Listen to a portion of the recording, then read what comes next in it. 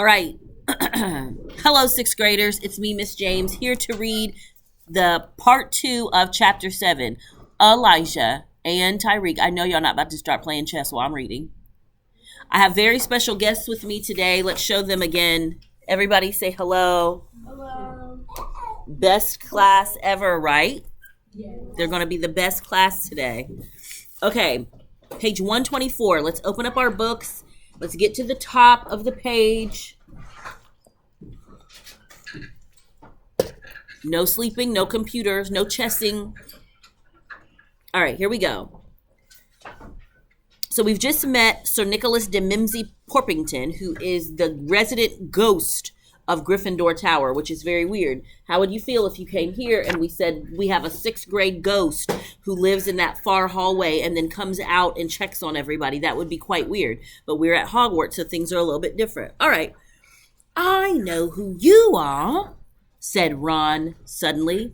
Felix, didn't I just say no sleeping? Well, put your head up. Put your head up. Open your book and read. I know who you are, said Ron suddenly.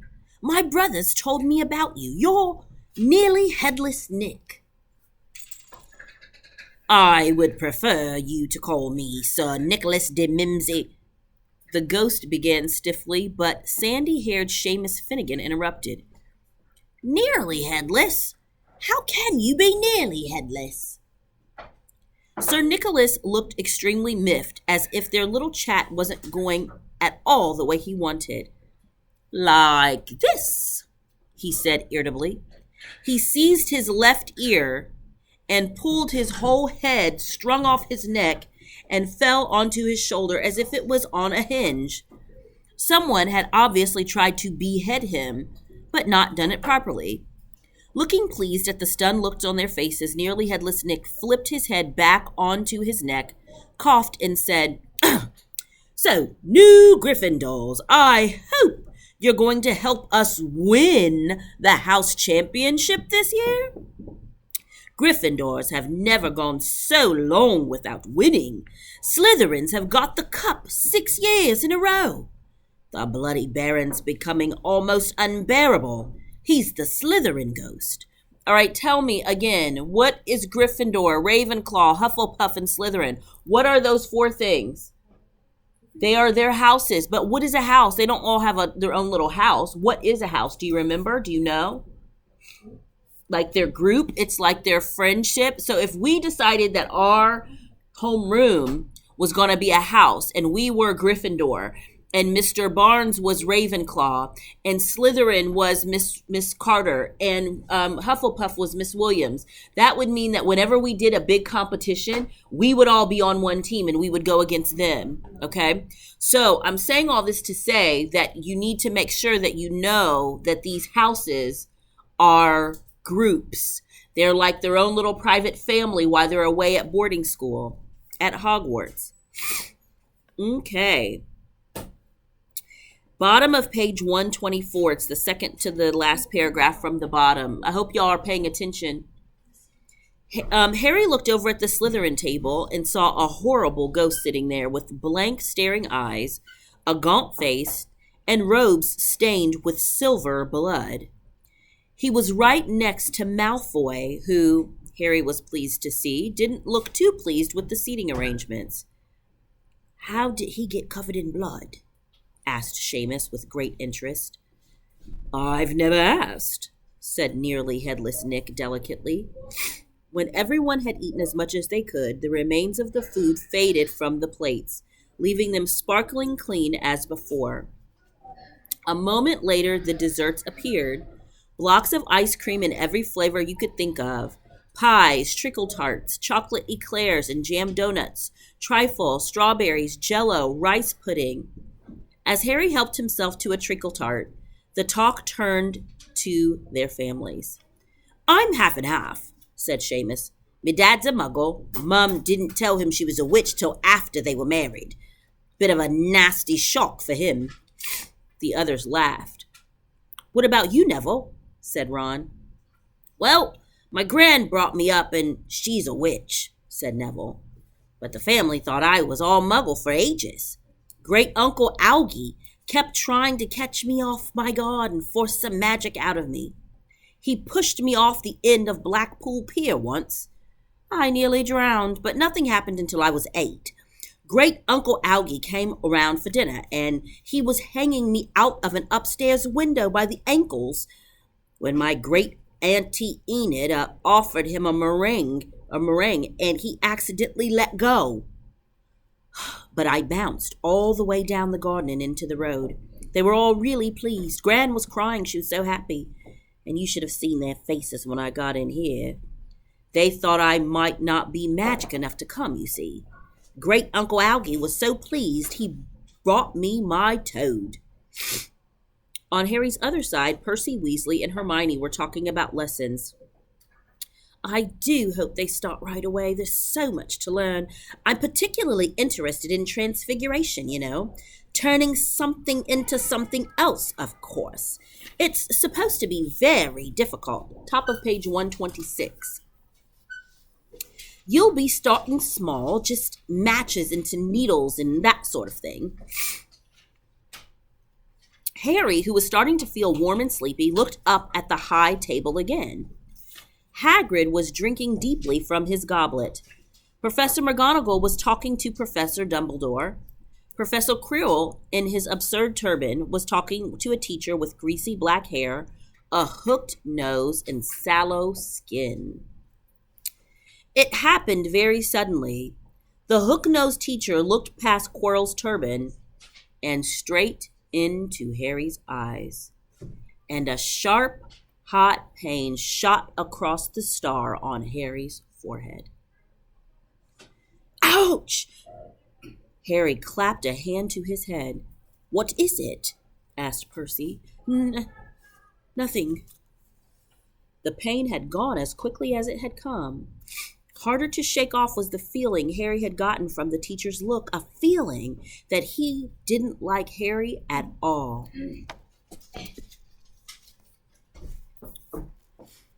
Who's that teacher talking to Professor Quirrell?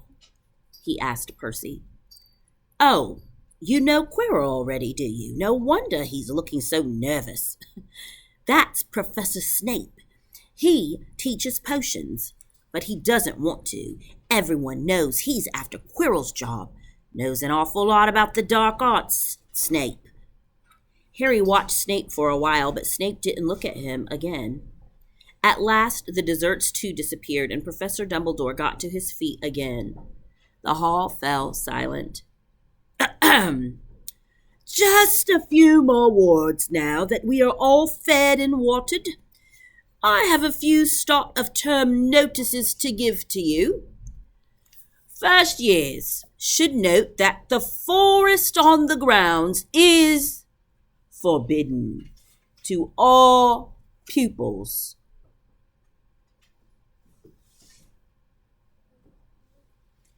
And a few of our older students would do well to remember that as well.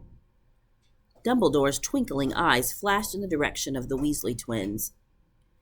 I have also been asked by Mr. Filch, the caretaker, to remind you all that no magic should be used between classes in the corridors.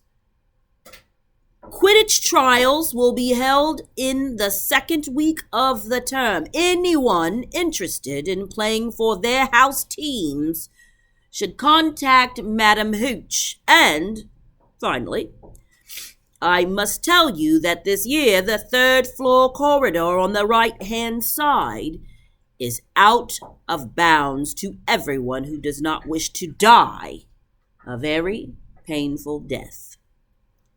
Harry laughed, but he was one of the few who did. He's not serious, he muttered to Percy. Must be, said Percy, frowning at Dumbledore.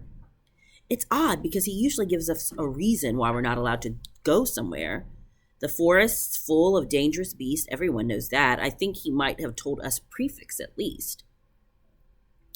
And now, before we go to bed, let us sing the school song, cried Dumbledore. Harry noticed that the other teachers' smiles had become rather fixed.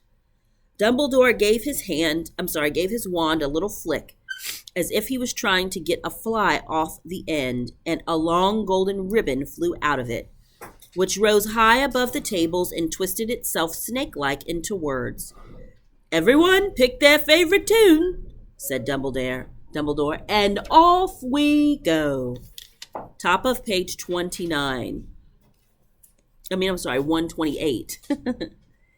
And the school bellowed, "Hogwarts, Hogwarts, Hoggy-Warty Hogwarts, teach us something, please.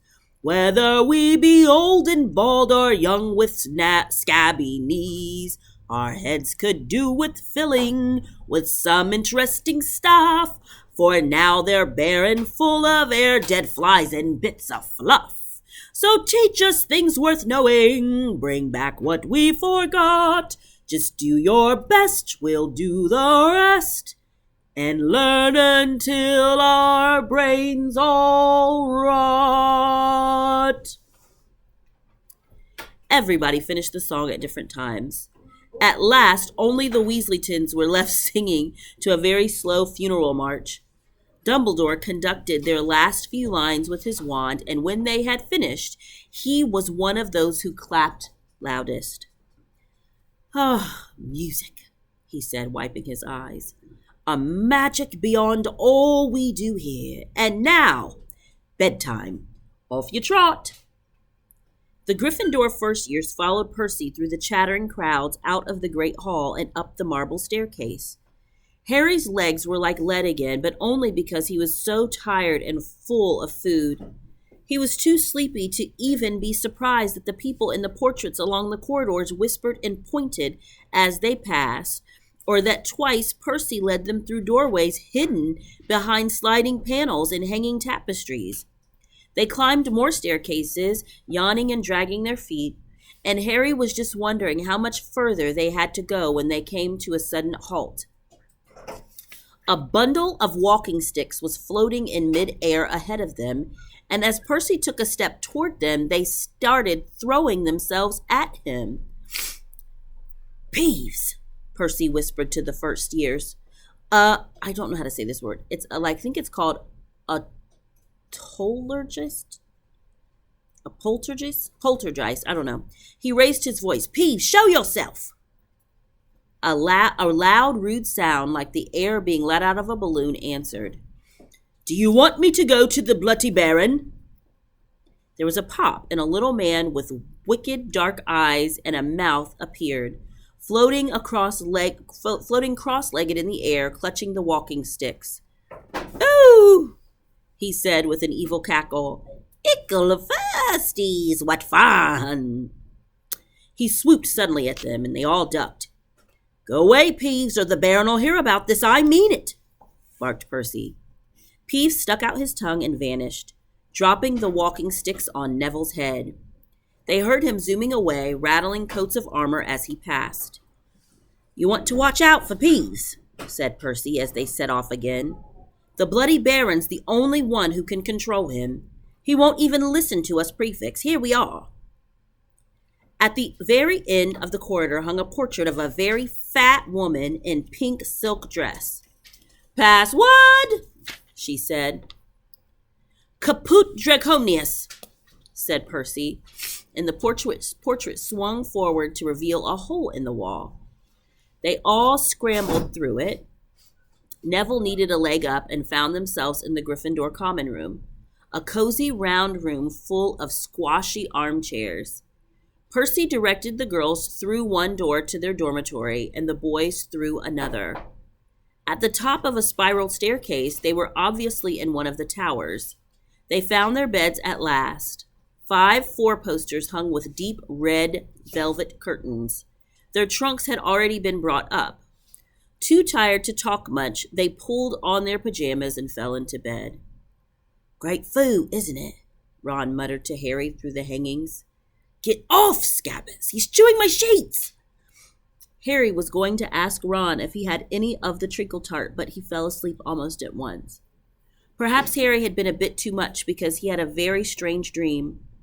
He was wearing Professor Quirrell's turban, which kept talking to him, telling him he must transfer to Slytherin at once because it was his destiny. Harry told the turban he didn't want to be in Slytherin. It got heavier and heavier. He tried to pull it off, but it tightened painfully. And there was Malfoy laughing at him as he struggled with it. Then Malfoy turned into the hook-nosed teacher Snape, whose laugh became high and cold. There was a burst of green light, and Harry woke, sweating and shaking. He rolled over and fell asleep again, and when he woke the next day, he didn't remember the dream at all. All right, that is chapter 7. We will read chapter 8 tomorrow, and it is titled The Potions Master. All right, goodbye, 6th graders. Bye. Say bye, everyone. Bye.